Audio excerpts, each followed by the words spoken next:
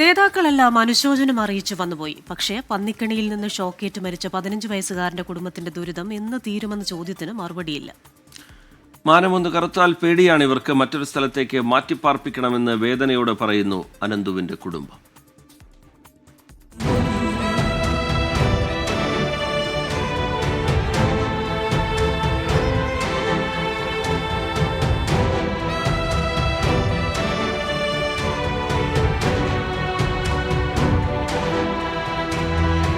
അനന്തുവിൻ്റെ വീട്ടിലേക്കുള്ള വഴിയാണ്. ഇതുവരെയാണ് വാഹനമെത്തുക. ഇനി അങ്ങോട്ടേക്ക് നടക്കണം, കാട്ടിനുള്ളിലൂടെ, ഈ ചെളി പിടിച്ച വഴിയിലൂടെ. കാട് മുറിച്ചു കടന്നാണ് അനന്തുവിൻ്റെ വീട്ടിലേക്ക് പോകേണ്ടത്. വാഹനം നിർത്തി 300 മീറ്ററോളം നടക്കണം. നേതാക്കളും ആളുകളുമെല്ലാം വന്നു കണ്ട് തിരിച്ചുപോയി. പക്ഷേ ഇവർക്ക് പറയാനുണ്ട് അനുഭവിക്കുന്ന ദുരിതത്തിന്റെ പെടാപ്പാട്. ഞങ്ങൾ ഈ 4 വീട് മാത്രമേ ഉള്ളൂ. ബാക്കിയുള്ളവരൊക്കെ അവരെ കൊണ്ട് സാമ്പത്തിക ശേഷിയുള്ളവരായതുകൊണ്ട് അവരൊക്കെ സ്വന്തം സ്ഥലം വാങ്ങി വീട് വെച്ച് പോയി. ഞങ്ങൾക്ക് അതിനുള്ള ഇതില്ല.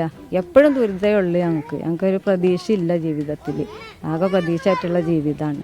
വിളിച്ചാൽ ഒരു ഓട്ടോറിക്ഷ പോലും വരില്ല. രാത്രി ആശുപത്രിയിൽ പോകാൻ വഴിയില്ല. 4 കുടുംബങ്ങൾ മാത്രമാണ് ഇപ്പോൾ ഇവിടെ താമസം. മാറി താമസിക്കാൻ സാമ്പത്തികമായി കഴിയുന്നവരെല്ലാം പല വഴിക്ക് പോയി.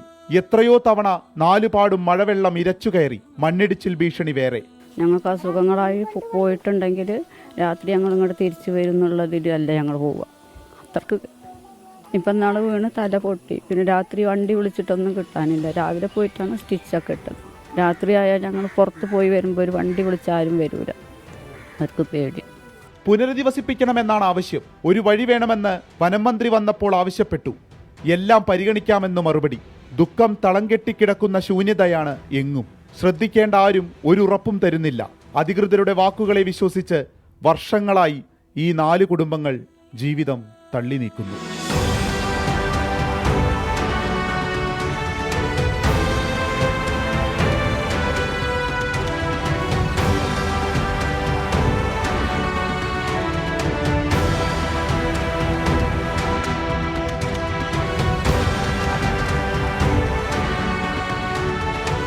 അബിത്തിനൊപ്പം വിപിൻ സി വിജയൻ, ടീം 24, നിലമ്പൂർ.